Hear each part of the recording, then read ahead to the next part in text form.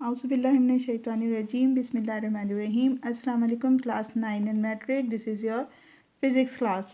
Today we start chapter number 5. Vectors.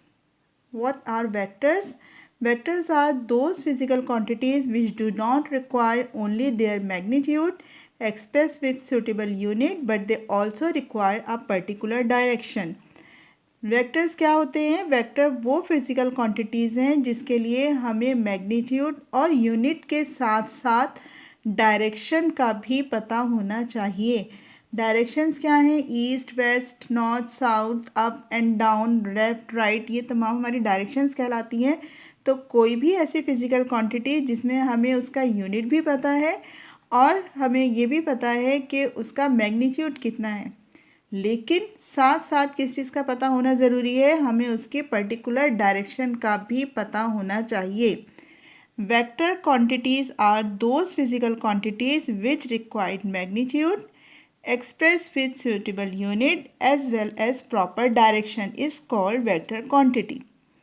Characteristics of vector quantities क्या हैं? Vector quantities cannot be added, subtracted, multiplied and divide according to the ordinary algebraic rule.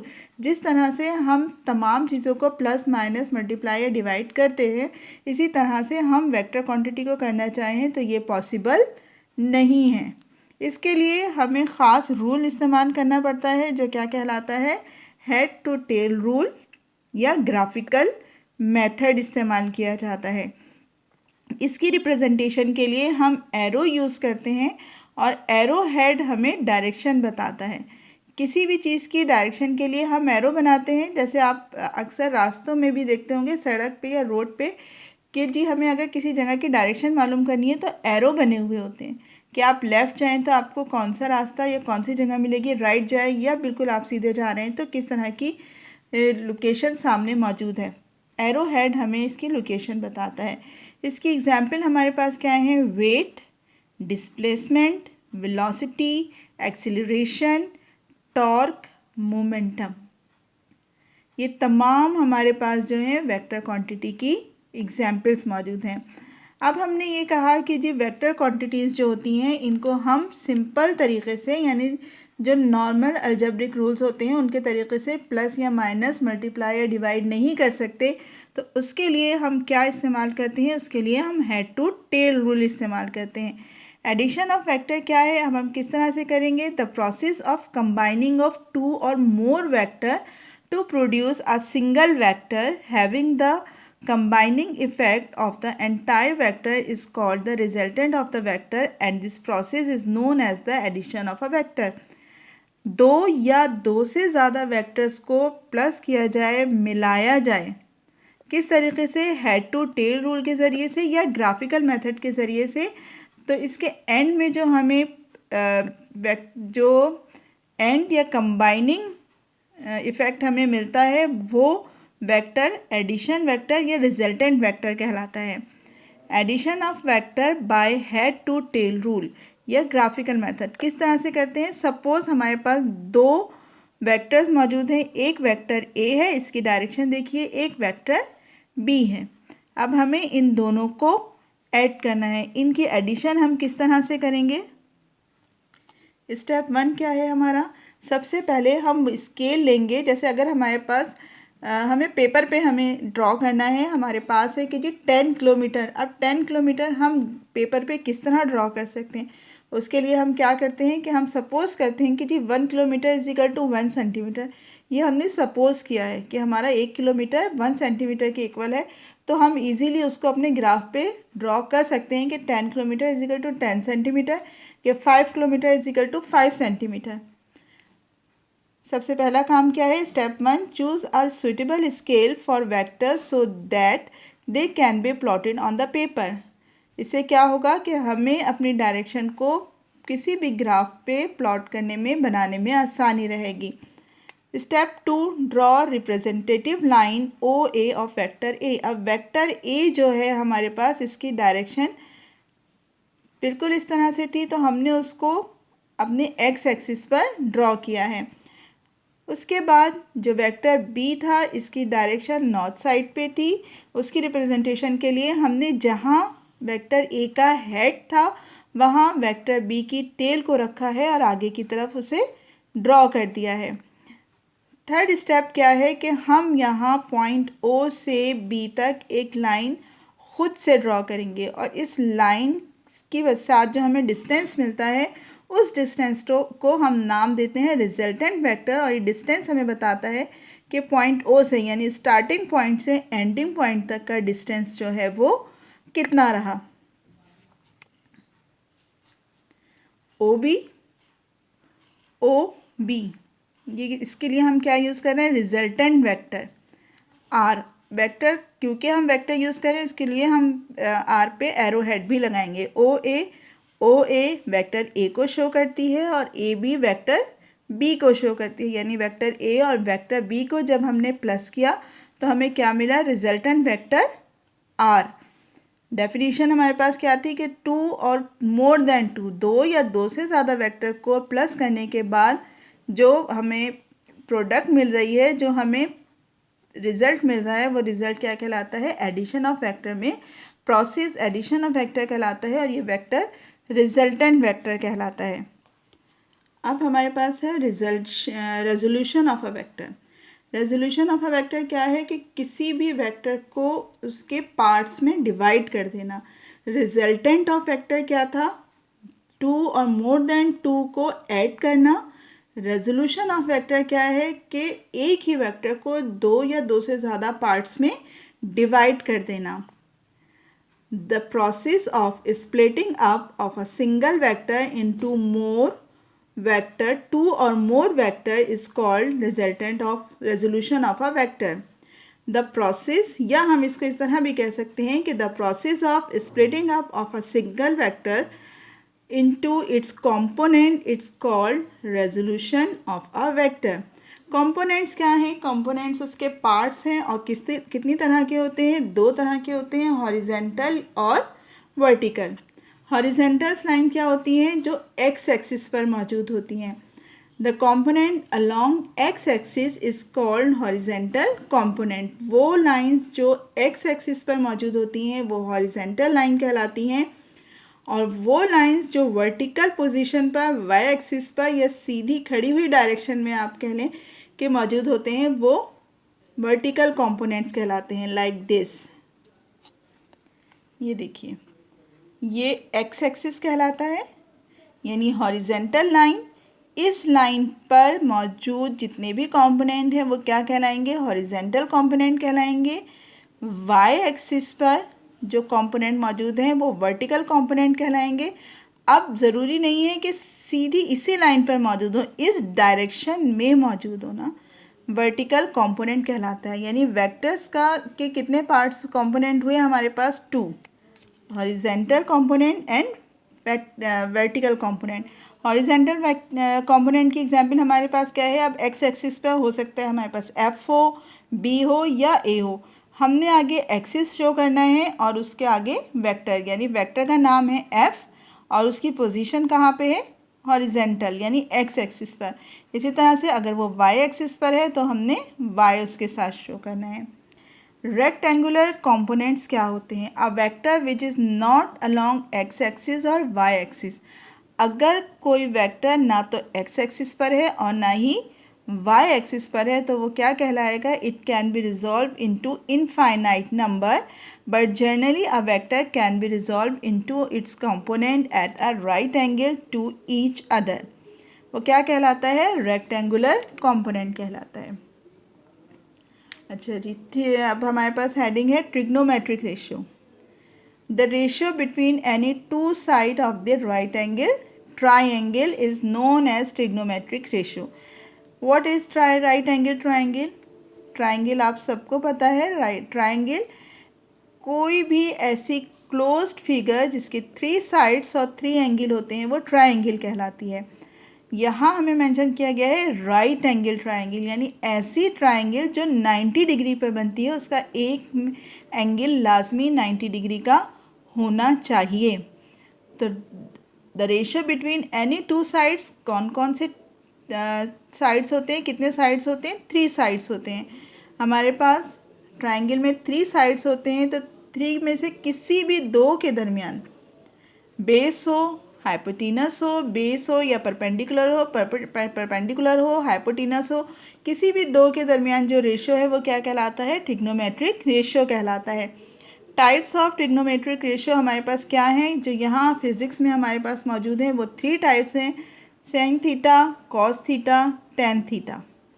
Sign theta किस तरह से है, the ratio between perpendicular to hypotenuse is called sine theta. यानी जो हमारे पास triangle मौजूद है उसकी बेस और परपेंडिकुलर के दरमियान को डिवाइड किया जाए या उसके दरमियान जो रेशियो है वो क्या कहलाता है, साइन थीटा कहलाता है। Cos theta, the ratio between base to hypotenuse, base और हाइपोटेनस के बीच का जो रेशियो है वो हमारे पास कॉस थीटा कहलाता है। Tan theta, the ratio between perpendicular to base, base और परपेंडिकुलर के बीच का रेशियो टेन थीटा कहलाता है। यहाँ हमारे पास इसके फॉर्मूलाज भी दिए गए हैं। Sine theta is equal to perpendicular upon hypotenuse, cos theta is equal to base upon hypotenuse, tan theta is equal to perpendicular upon hypotenuse. इसको मैथमेटिकली किस तरह प्रूव करेंगे, suppose a vector F is denoted by a line A B. हमने एक line draw की है A B जिस पे एक वेक्टर है F, which makes an angle with horizontal surface. Horizontal surface पे वो एक एंगल बनाता है X O X from a point A, draw perpendicular to a, perpendicular क्या होता है, बेस लाइन के साथ 90 डिग्री का एंगल बनाए वो परपेंडिकुलर कहलाता है, to the horizontal surface O X. The line A B represent its vertical components and it is denoted by fy. The line OB represent its horizontal component and it is denoted by fx. Now in the triangle AOB, sine theta की value हमारे पास क्या है, perpendicular upon hypotenuse, तो perpendicular हमारे पास कितना बनता है, एफ वाई अपॉन एफ। और अगर हमें एफ वाई की वैल्यू मालूम करनी है तो हम एफ को मूव कर देते हैं साइन थीटा के पास, तो F Y is equal to F sine theta. इसी तरह से कॉस की वैल्यू अगर हमें मालूम करनी है जो एक्स एक्सिस पे है, तो इसके लिए हम क्या करते हैं, कॉस की वैल्यू हमारे पास है बेस अपॉन हाइपोटेनस, तो cos theta is equal to F X upon F, तो F X is equal to F cos theta.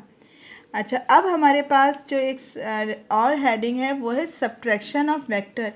हम सिंपल तरीके से प्लस माइनस नहीं कर सकते, तो यहाँ हम सब्ट्रैक्शन किस तरह से करेंगे, एडिशन ऑफ वेक्टर का ही मेथड यूज़ किया जाएगा, लेकिन डायरेक्शन जो है वो चेंज हो जाएगी। तो डायरेक्शन का चेंज होना उसको वेक्टर को वेक्टर से माइनस कर देता है। It is defined as the addition of A to the negative of a B, यानी ए में से बी वेक्टर को माइनस किया गया है, यहाँ हमने बी का के साथ माइनस का साइन लगा दिया है। नेगेटिव वेक्टर्स क्या होते हैं, नेगेटिव वेक्टर्स वो वेक्टर्स होते हैं जिनकी मैग्नीट्यूड सेम है, यूनिट सेम है, लेकिन डायरेक्शन ऑपोजिट है। रिजल्टेंट ऑफ वेक्टर हम पहले भी डिफाइन कर चुके हैं कि दो या दो से ज़्यादा वेक्टर को जब कंबाइन किया जाता है तो रिजल्टेंट वेक्टर जो है वो दोनों को कंबाइन करने के बाद मिलता है।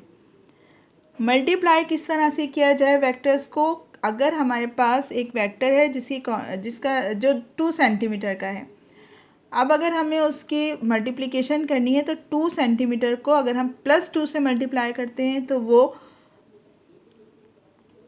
सेम डायरेक्शन, सब कुछ उसका सेम रहेगा, डायरेक्शन उसकी चेंज नहीं होगी। जैसे if a vector is multiply a positive number, अगर पॉजिटिव नंबर से मल्टीप्लाई करेंगे तो magnitude of the vector changes, magnitude तो चेंज होगा, वेयर एज इस डायरेक्शन रिमेन्स द सेम, इसकी डायरेक्शन सेम रहेगी, डायरेक्शन चेंज नहीं होगी।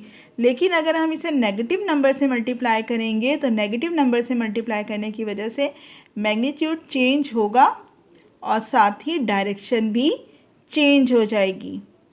स्केलर और वेक्टर, स्केलर क्वांटिटीज़ हम चैप्टर नंबर 3 में कर चुके हैं कि वेक्टर क्वांटिटीज स्केलर क्वांटिटीज़ क्या होती हैं। Scalar quantities, those quantities which are specified by magnitude and unit. Scalar quantities में हमें सिर्फ मैग्नीट्यूड और यूनिट की ज़रूरत होती है. वेक्टर क्वांटिटीज़ में हमें मैग्नीट्यूड यूनिट के साथ साथ डायरेक्शन की भी ज़रूरत होती है. स्केलर क्वांटिटीज़ को हम सिंपल अलजेब्रिक तरीके से मल्टीप्लाई प्लस या माइनस कर सकते हैं, जबकि वेक्टर क्वांटिटीज़ को हम इस तरह से प्लस माइनस यानी सिंपल अलजेब्रिक तरीके से प्लस माइनस नहीं कर सकते. स्केलर्स को शो करने के लिए हमें सिर्फ नंबर्स की ज़रूरत होती है, जबकि वेक्टर क्वांटिटीज़ को शो करने के लिए हमें एरो की ज़रूरत पड़ती है. स्केलर क्वांटिटीज़ जो होती हैं, इसकी एग्जांपल हमारे पास है mass, volume, temperature, pressure and speed. जबकि वेक्टर क्वांटिटीज़ की एग्जांपल हमारे पास हैं velocity, acceleration, momentum, torque and force. इसके बाद हमारे पास एक लॉ है, parallelogram law of vector addition. If two vector quantities are represented by two adjacent side or a parallelogram, then the diagonal or parallelogram will be equal to the resultant of these two vectors. हमारे पास दो vector हैं, vector 1 and vector 2. Parallelogram क्या होता है? Parallelogram एक ऐसा quadrilateral जिसकी 4 sides होती हैं, ऐसी क्लोज्ड फिगर जिसकी 4 साइड्स होती हैं. तो पैरेललोग्राम किससे बिलोंग करता है? क्वाड्रिलेटरल से. इट मीन्स कि इसकी 4 साइड्स होती हैं, लेकिन ऑपोजिट साइड्स एक दूसरे के पैरेलल होती हैं, इसलिए ये पैरेललोग्राम कहलाता है. लाइक दिस, ऑपोजिट साइड जितनी भी आगे तक बढ़ती चली जाएंगी एक दूसरे को इंटरसेक्ट नहीं करेंगी. जिस तरह से ये वाली साइड और ये वाली साइड ये आगे एक्सटेंड करते चले जाएं, लेकिन ये किसी भी पॉइंट पर जाकर एक दूसरे को इंटरसेक्ट नहीं करेंगी. तो पैरेललोग्राम क्या है? ऐसा क्वाड्रिलेटरल जिसके ऑपोजिट साइड एक दूसरे को इंटरसेक्ट नहीं करते. इसको हमने पैरेललोग्रामिक रूल के ज़रिए से जब यहाँ शो किया, वेक्टर v1 जो है इसकी डायरेक्शन हमारे पास थी कि ये हॉरिजेंटल है, वेक्टर v2 वर्टिकल है. दोनों को कंबाइन करने के बाद हमने इमेजिनरी लाइन बनाकर इसको पैरेललोग्रामिक शो किया है. यानी रिजल्टेंट वेक्टर हमारे पास क्या बनता है? v1 plus v2. इसका फॉर्मूला हमारे पास क्या बनता है? v1 square resultant vector is equal to square root v1 square plus v2 square minus 2v1 v2 cos angle of OAB. I hope कि ये चैप्टर जो है आपको समझ आ गया होगा. इसमें हमने वेक्टर स्केलर का डिफरेंस, वेक्टर स्केलर की डेफिनेशन, उसके अलावा head to tail rule, subtraction of vector, negative vector, resultant vector, resolution of vector, trigonometric ratio और parallelogramic law of vector addition को एक्सप्लेन किया है. नेक्स्ट इंशाल्लाह नेक्स्ट लेक्चर में नेक्स्ट चैप्टर को स्टार्ट करेंगे. जब तक अल्लाह हाफिज़.